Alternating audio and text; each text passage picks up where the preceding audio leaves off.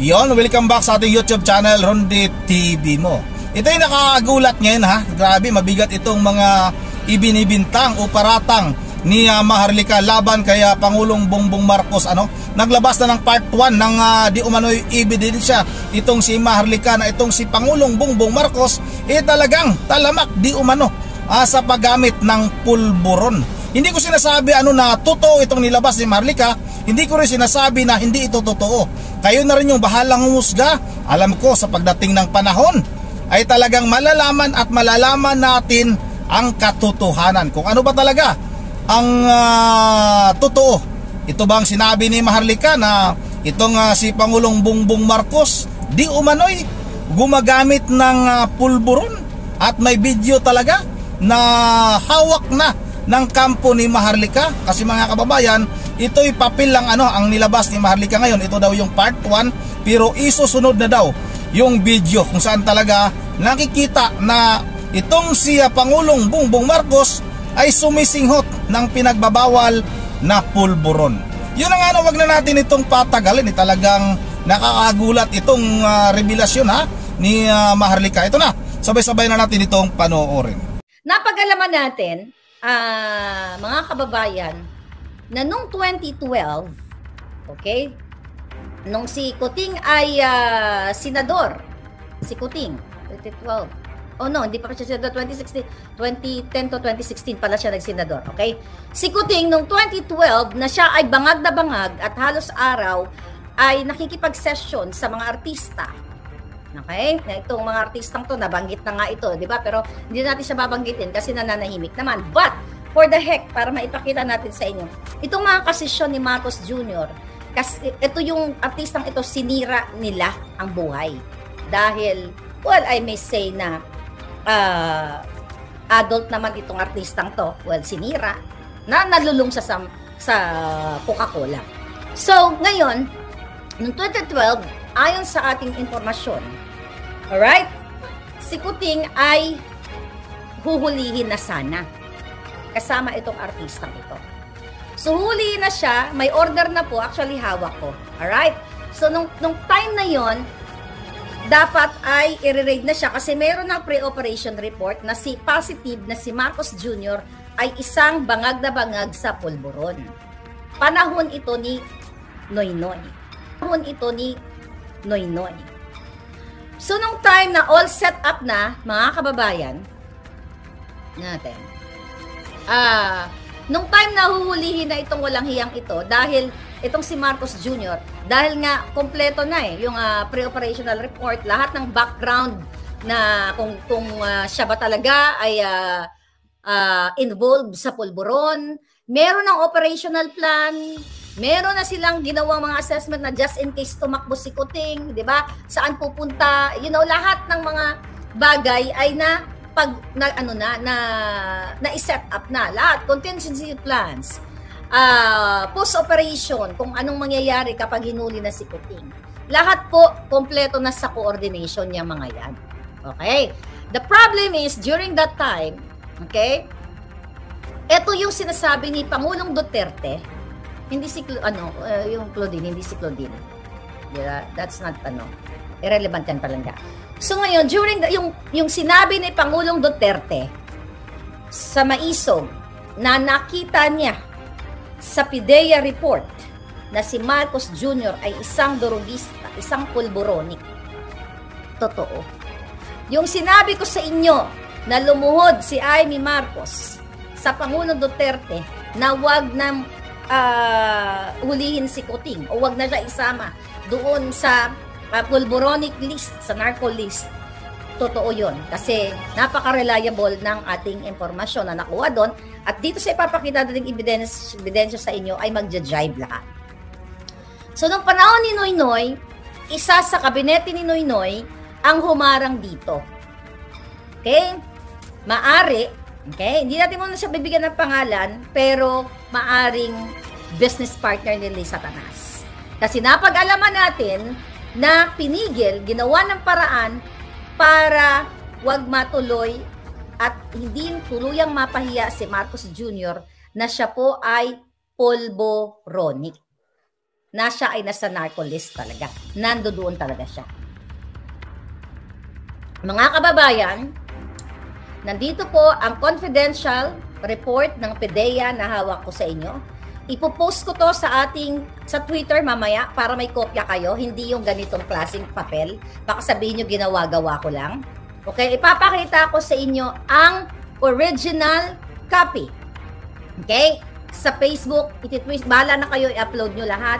Mag-stitch kayo sa TikTok, it's up to you.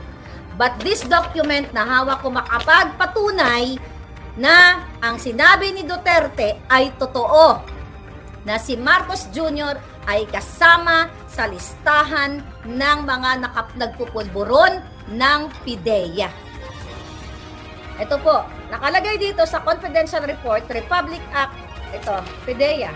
Ayan, 2 page po yan. Alright?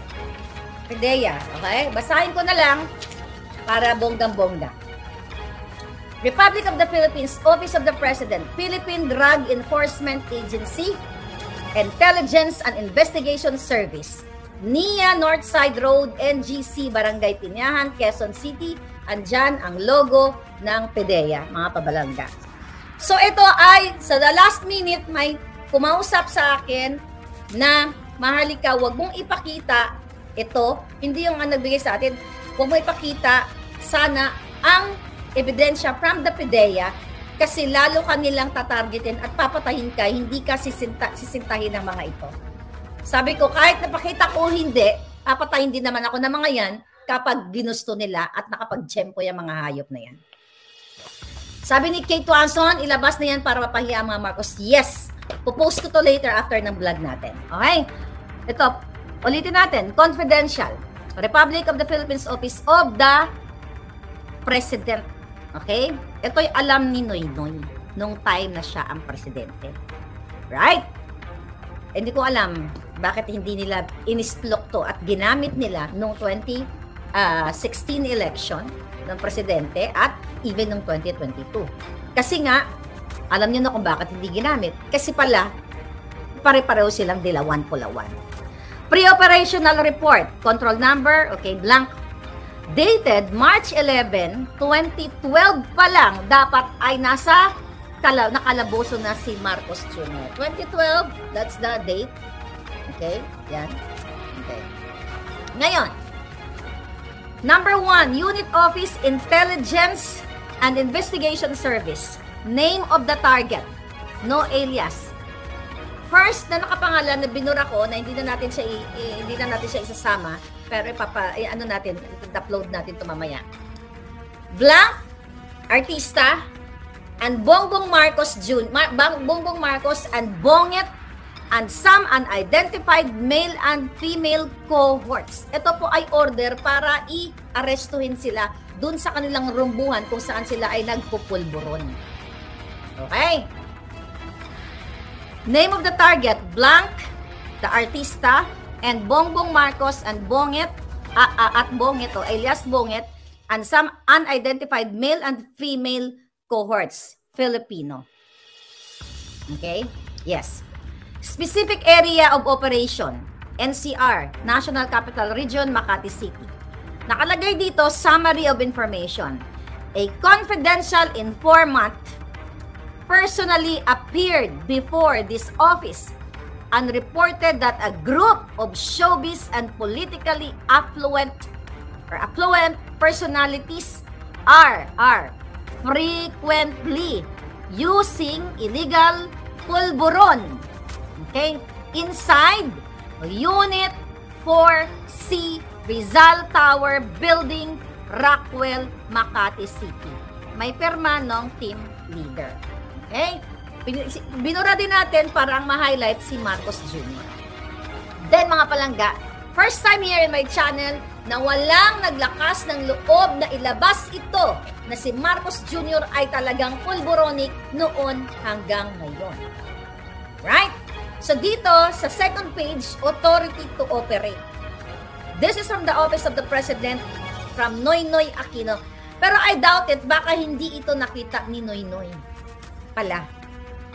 Baka baka hindi nga nakita ni Noynoy ito, dahil yung kaniyang mga kabinete ay hinarang. cabinet niya, isa sa cabinet niya, ayon sa ating source, ang humarang nito para hindi ma-raid o mahuli si Marcos Jr.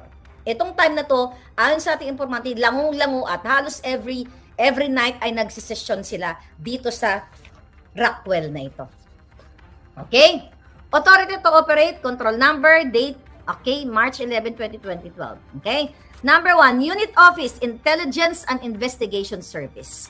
Type of operation, ayan, surveillance, casing, test buy bust, okay, search warrant, other specified. Duration, 22 hours, okay, this is 10 ng gabi, March 11 of 2012 to 12 March 12, 2012. Okay? Ngayon, nakalagay dito, Area of Operation, NCR, Makati City. Team Leader, Contact Number. Okay, ito nakalagay dito yung agent.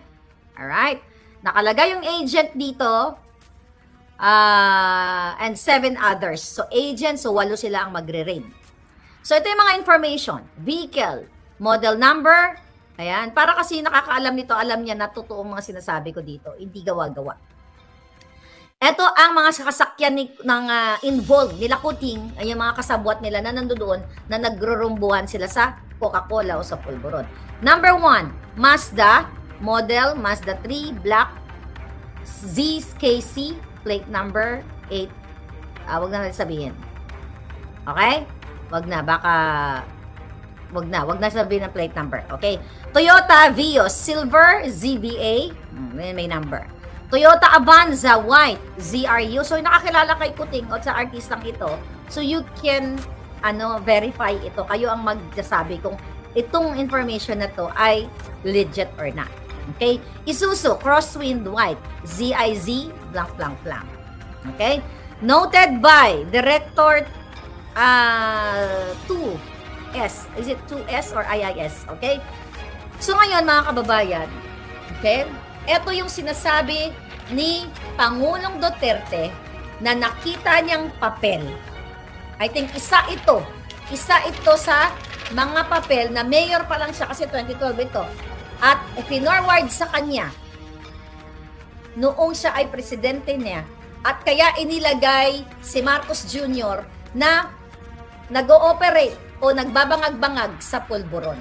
So ito po ay confidential report from PIDEA but para sa kalaman ng bayan na si Marcos Jr. na ang sinasabi ko noong 2022, well, hindi naman ako nagsimula, si Pangulong Duterte na may isang presidente na nagsisinghot kasama yung kanyang mga amiga sa Davao City. Diba? Sinabi pa nga ni Pangulong Duterte during the campaign na sa loob ng eroplano sila nagsisesyon.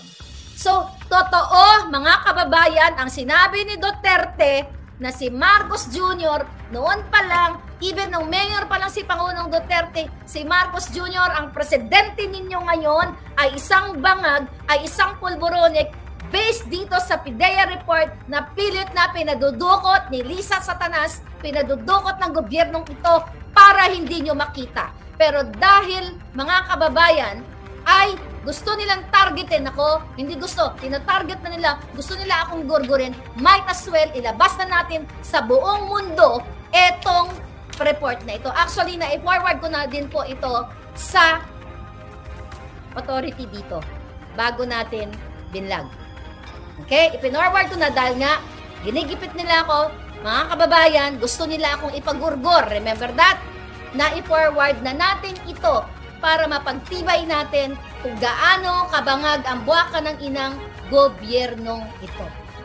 Nasa mga kamay ninyo ang desisyon kung kayo ba ay tatahimik, religious group, people of the Philippines, kung tatahimik kayo na ang presidente ninyo ay isang bangag, ang mga nakapaligid sa kanya ay gusto kayong iharang sa gerang hindi naman gera ninyo. Gusto ang mga pamilya ninyo, ang mga anak ninyo ay ibala dyan sa gerang gusto nilang mangyari dahil gusto nilang pagtakpan ang mga kasinungalingan, ang mga pambababoy nila sa inyo, ang mga pagtaas ng bilihin, ang lahat ng smuggling, lahat ng extraction involvement ng gobyernong ito. Imagine nyo, paano nga naman hindi si Lisa Satanas ang makialam doon sa pagdukot sa mga bata sa kanyang kasabwat. Okay, na si Chua. Marami pang ginagawa tong satanas na ito. Dahil sila ay bangag. Bakit kayo ngayon inilagay sa alanganin dyan sa kaguluhan, sa China, na pinrovoke ng dutang ng gobyerno ni Marcos Jr., kasabwat ang mainstream media, lahat ng anggulo ng camera na ipalabas sa inyo na kunwari tayo talaga ay binubuli ng China, na pwede namang diplomatic solution ang ibigay ni Marcos Jr. Pero dahil napatunayan ng PIDEA noong panahon ni Noynoy, etong papel na ito na si Kuting ay isang pulburon, kaya kayo isinasalang sa rarara na yan at gustong mategi, magurgur kayong lahat, then it's up to you to get up. And if you want, if you don't, kung ayaw nyo talaga na gusto nyo si Kuting pa rin, you get ready sa gerang gusto nila. Kung gusto nyo magbuwis ng buhay ng walang saysay, sige, ngayon, pumunta na kayo doon sa West Philippine Sea, puntahan nyo na at makipagbang-bang-bang na kayo. But this time, mga kababayan, ito ipakakalat ko to sa inyo, pupost ko to sa TikTok, sa Boljakan Facebook, at sa Twitter para makuha ninyo ang kopya at you decide. Hindi dito, sa Facebook natin, mga palangga. You know what I mean? Hawak ko to. I know you are excited, but I will post this, ipatrend ninyo ang document na ito. Ito ang isa sa ina-after nila sa akin para ayaw nila akong pagsalitain. Wala ni isa ngayon na nagsasalita sa Pilipinas, even military, na maglakas ng loob na ipalabas ito dahil baka gurgurin ng gobyernong Kuting. I totally understand that. Dahil pinoprotektahan ninyo ang inyong pamilya. Naintindihan ko po yan. Naintindihan ko kayong lahat. Kaya sabi ko, I don't know kung ano ang misyon ko sa mundong ito, na ang kinakabangga po natin na ninyong lahat ay hindi ordinaryong tao, kung demonyo o mga mafia o mga sindikato na kayang magpagurgur sa akin. And they have the trillion budget, the national budget of the country. Nasa kanila at talagang gusto nila akong igurgur. Dahil sa mga expose, pagurgur man nila ako, wala na silang magawa, eto na ang first part ng ating ebidensya. Alright, first part. Huwag kayo masyadong ma-excite sa video. Okay, I'll tell you about it. Mga kababayan, tandaan ninyo. Okay?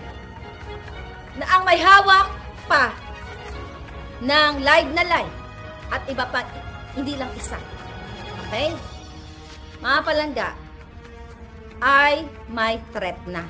Alam ni Lisa Tanas kung sino ang may hawak ng video. So ngayon, nakausap ko siya kanina.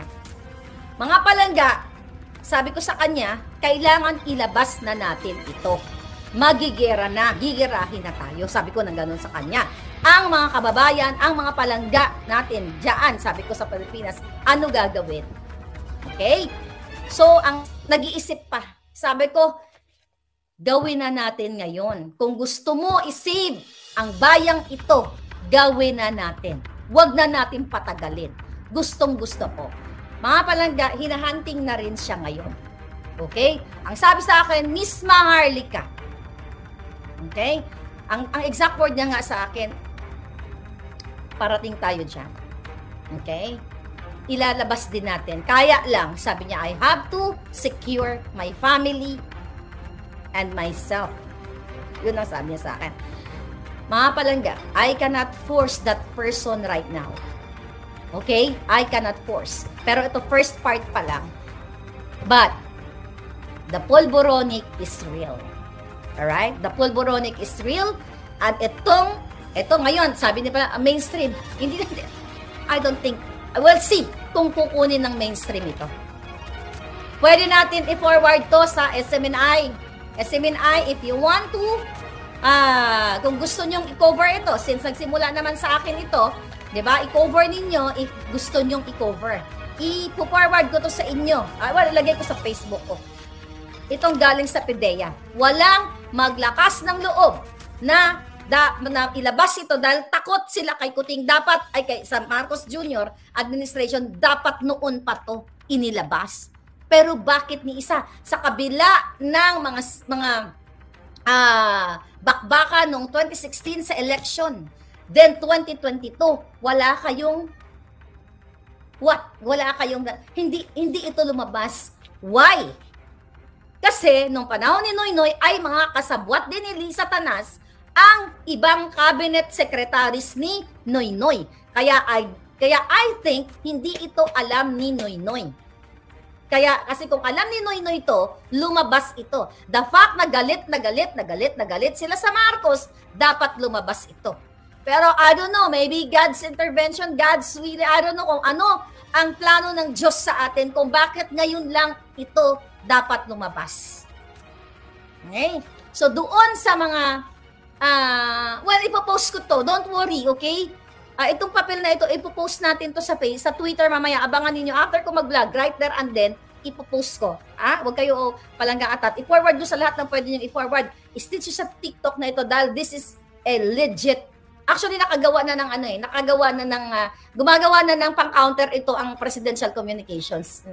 Diba? Nakarating din sa atin, galing din sa loob. Gumagawa na sila ng counter dito sa inilabas natin. So, magpapakalat na sila, magdi-disseminate sila ng information sa Yun ang yan na yung papila na sa gilid nilagay ko. Kung mabasa nyo, medyo maliit lang yung pagkalagay ko dyan. Pero kung hindi nyo mabasa, hanapin nyo na lang yung TikTok ni Maharlika at yung kanyang Facebook, sigurado natin na mababasa nyo doon. Yun ang kung may katotohanan man itong mga inilabas na ebidensya ni Maharlika laban kay Pangulong Bongbong Marcos na di umano'y talagang talamak sa paggamit ng pulburon ito. Kung sino man yung nasa kabinete ni dating Noynoy, Pangulong Noynoy Aquino, alam na siguro natin kung sino yung tinutukoy ni Maharlika. Hindi kaya yung kamag-anak ni Ma'am Lisa Marcos, yung kamag-anak na dating DILG secretary, tapos tumakbo din ng pagka-presidente dahil ang pagkakalam natin ay magkamag-anak yan sila. Yun ang abangan na lang natin kung ilalabas ba talaga, kung may katotohanan ba talaga yung sinasabi ni Ma'am Maharlika na may video na talagang nakikita natin doon na gumagamit ng, uulitin na naman natin yung pinagbabawal nga na pulburon. Kasi ito, papel pa lang ito, hindi pa natin talaga sigurado kung talagang ito ay legit. Doon tayo sa video, talagang aabangan natin kung talagang may katotohanan. Pero hindi naman siguro ito si Maharlika ganito kalakas ang loob. Bakit kalakas ang loob ni Maharlika na magsalita ng ganon? Hindi lang basta-basta yung kanyang binabangga. Siya yung pinakamataas na pinuno sa ating bansa, tapos ganon yung ibinibintang ni Maharlika sa kanya. May katotohanan kaya mga kababayan? Kayo na lang din yung bahalang umusga. Bahala na kayong pagdating ng panahon na makita natin na may katotohanan, tapos baka naman hindi naman totoo, tapos huhusgahan natin sa ngayon.